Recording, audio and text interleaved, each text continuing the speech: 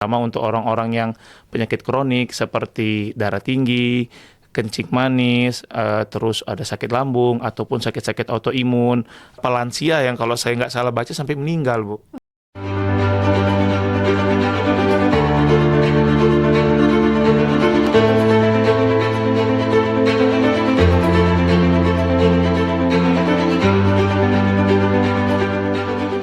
Interpod. Halo Sobat Inter, dengan saya Dias yang akan menemani kamu di program Interpod kali ini. Bersama saya dokter spesialis penyakit dalam. Halo dokter, apa kabarnya dok? Halo Mbak Dia, selamat pagi. Alhamdulillah kabar baik. Alhamdulillah, semoga sehat selalu Ya, ya dok amin. ya. Boleh dikenalin diri dulu nih dok, supaya Sobat Inter pada kenal sama dokter. Boleh. Perkenalkan, saya Dr. Fadil Fikri Suharto, spesialis penyakit dalam. Saya adalah dokter spesialis penyakit dalam di Klinik Utama Intermedica. Untuk praktik saya praktik di hari Senin, Selasa, dan Kamis pada jam 9 sampai jam 11. Nah dok, menjelang musim mudik ini nih ya, Mm-mm-mm. persiapan bukan cuma tiket atau barang bawaan aja ya dok ya, tapi tentang kondisi kita juga harus fit dalam perjalanan mudik. Nah, episode kali ini kita akan membahas tema mudik sehat sampai tujuan dengan selamat. Dokter, apa saja sih persiapan medis yang sebaiknya dilakukan sebelum mudik, terutama untuk perjalanan 5-8 jam? Oke, jadi Sobat Intermedica, ini kan kita sudah masuk ke minggu kedua ya. Iya. Untuk minggu kedua atau minggu ketiga, pasti sobat-sobat semua sudah mulai mempersiapkan. Ada yang mau mudik, baik itu di antar kita Pulau Jawa atau yang sampai ke luar Pulau Jawa. Ada juga yang mungkin mudiknya jarak dekat bisa pakai pesawat atau mungkin ada yang jalan darat. Jadi kalau persiapan yang perlu kita siapkan itu pertama-tama kita harus siapkan fisik dulu ya Ibu Dias ya. Jadi kalau seandainya badan kita kurang fit atau kira-kira kita merasa kok demam atau gimana, bisa diatur lagi jadwal mudiknya. Mungkin diundur 1-2 hari atau mungkin ditunda kalau yang paling berat. Tapi jika memang keadaannya memungkinkan, yang pertama adalah obat-obat rutin yang biasa kita konsumsi, terutama untuk orang-orang yang penyakit kronik seperti darah tinggi, kencing manis, terus ada sakit lambung ataupun sakit-sakit autoimun. Apa saja obat-obat yang harus dibawa seperti misalnya amlodipin atau mungkin metformin atau bahkan insulin. Itu dia harus tetap dikonsumsi seperti biasa. Sudah itu juga tidak boleh telat, dan yang paling terpenting pola makan. Paling itu. Ya, nanya lagi, menurut dokter siapa aja yang paling beresiko mengalami gangguan kesehatan saat mudik? Oke, jadi kalau yang gangguan kesehatan ya, jadi kalau pada bulan puasa ini sebenarnya kita udah tahu mereka-mereka yang berpuasa ini kan berarti kan harus fit ya. Iya, Ini ya betul, Ibu Dias ya, kalau dia nggak fit kan tidak kita sarankan untuk puasa. Nah, yang pertama itu yang orang-orang tadi kayak kata saya, orang-orang sakit kronis yang seperti darah tinggi, kencing manis. Mungkin kalau darah tinggi obatnya kan ada yang dimakan pagi, ada yang dimakan malam. Iya. Tapi kalau seperti kencing manis, apalagi yang sudah pakai jarum suntik, itu kan dia suntik insulin ya, itu dia gulanya nggak boleh rendah. Sedangkan kita berpuasa, kemungkinan kita berpuasa itu kan dia memecah istilahnya jalur selain dari gula seperti protein atau lemak. Terkadang pada orang normal gula akan selalu stabil, tapi pada orang-orang dengan kencing manis gulanya nggak stabil. Nah itu kalau seandainya dia puasa dia bakal naik. Nah ini dia udah puasa dia mau mudik. Jadi ada dua kondisi tuh. Puasa saja dia udah stres, tambah lagi dia mudik, jadi stresnya kuadrat.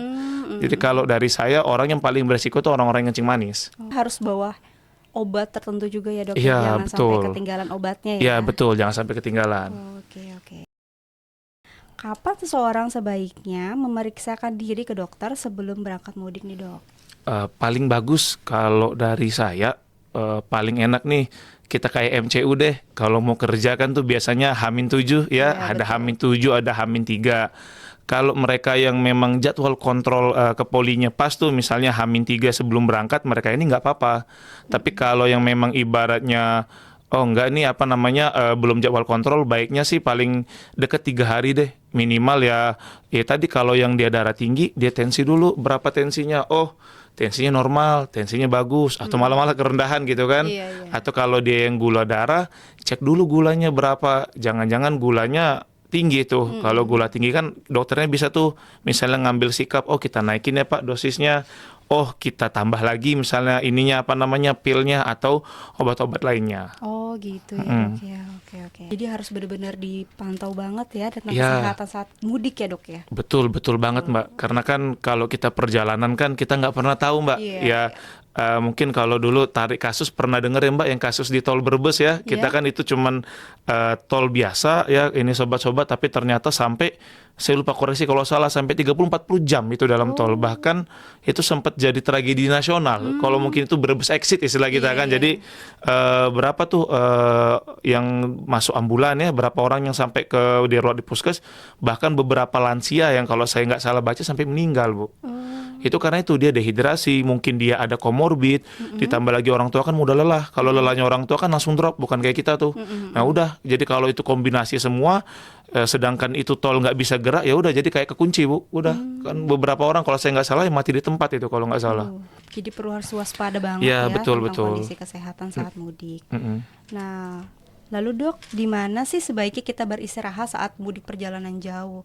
Nanti kan kadang kita kalau lagi mudik ke Pertamina nih, atau ke musola atau kemana gitu dok? Oke, jadi kalau untuk masalah istirahat ya sobat semua, jadi yang pertama apapun itu kendaraannya, baik roda 2 atau roda 4, idealnya memang di sela-sela perjalanan itu tuh kita ambil istirahat sekitar 20-30 menit. Itu boleh untuk sekedar duduk, misalnya stretching. Dan yang kedua, kalau misalnya sobat-sobat, aku kuat kok dok, bawa jauh. Rasakan aja kalau misalnya di sobat itu matanya udah mulai ngedip atau bahasa kita micro sleep. Jadi itu bukan ngantuk itu apa Bu ya. Jadi dia kayak ngedip sekilas saja kan. Nah, itu ya mungkin ini kita AC semburannya ke apa? Ke mata kita, atau mungkin kita punya helm nggak ada yang apa pelindung dari itu kan. Jadi kan adem ya rasanya ya. Kita mungkin istri tidur, anak tidur, kita sendirian. Nah, di situ ketika kita sudah mulai micro sleep, kita udah nggak bisa fokus. Misalnya megang setir tuh udah gemeter, nepi. Nah, itu yang paling penting. Itu indikator yang wajib benar.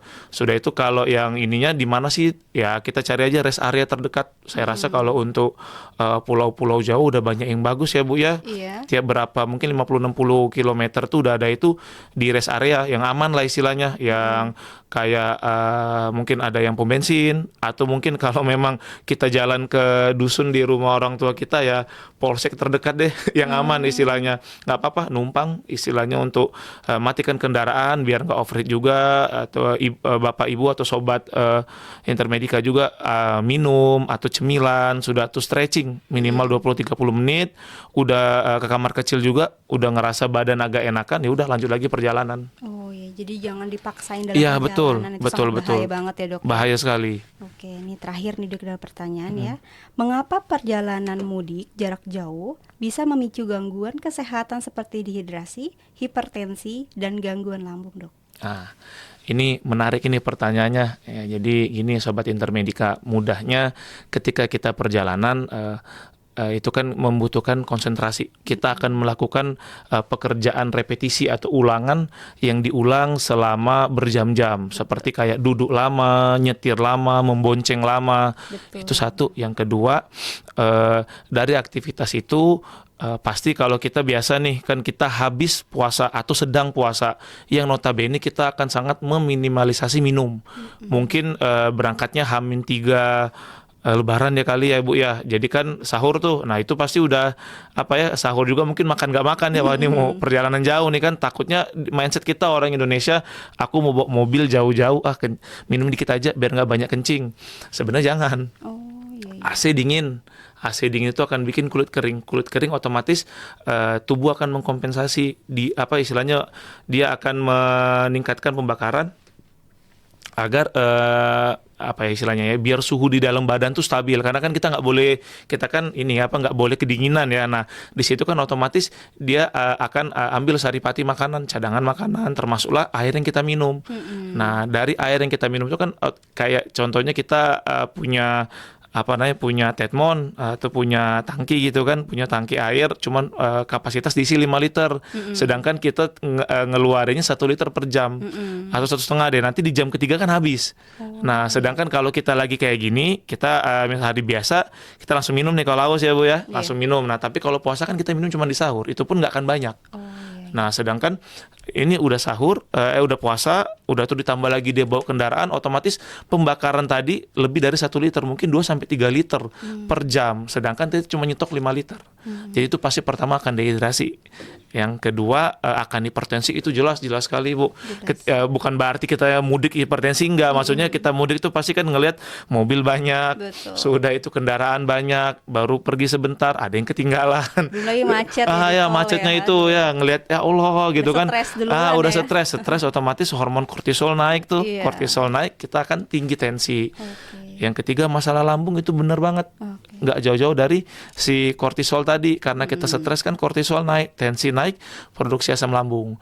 Yang jadi masalah kadang-kadang sahur terakhir makan apa? Wah, aku makan duren, aku makan cabai, makan seblak, udah kita punya sakit makannya nggak benar, sudah tuh tambah lagi dengan stres. Jadi ya udah bakal tambah kumat sakitnya. Oh gitu. Jadi kalau misalkan ada yang nggak puasa nih dalam perjalanan mudik nih Dok, ada yang minum teh. Katanya kan kalau teh, kopi kan kafein ya, bikin lambung naik yang nggak terbiasa. Itu ngaruh juga nggak sih Dok? Jadi ini menarik juga ya pertanyaannya Bu ya.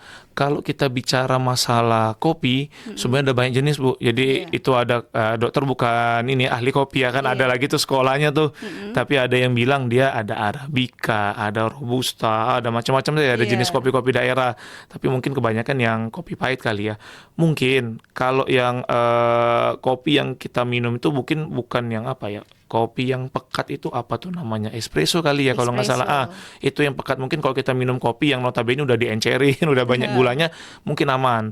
Tapi tetap dokter, kalau kita bukan driver, dokter nggak recommended, karena nanti bukan apa, efek sampingnya akan banyak kencing. Gitu. Iya. Tapi kalau memang ibaratnya sudah terbiasa, memang kalau nggak ngopi bakal ngantuk Dok, berbahaya, silahkan. Orang punya kadar toleransi masing-masing. Kalau masalah teh, kopi dibanding teh, ini juga perdebatannya banyak nih Bu. Tapi kalau yang dokter sering-sering baca sih, kayaknya teh lebih rendah deh kadar kafeinnya. Dia lebih rendah kafeinnya. Ya boleh-boleh aja, tapi itu tadi ya mungkin setelah minum diimbangi dengan ya minum air mineral. Itu yang paling penting. Dan gitu nggak boleh, jangan berlebihan kali ya Dok. Ya secukupnya. Secukupnya aja ya. Oke. Baik dokter, terima kasih banyak nih atas penjelasan yang sangat lengkap sama-sama dan bermanfaat hari ini. Semoga informasi ini bisa membantu kita semua lebih siap secara fisik dan mental sebelum melakukan perjalanan mudik.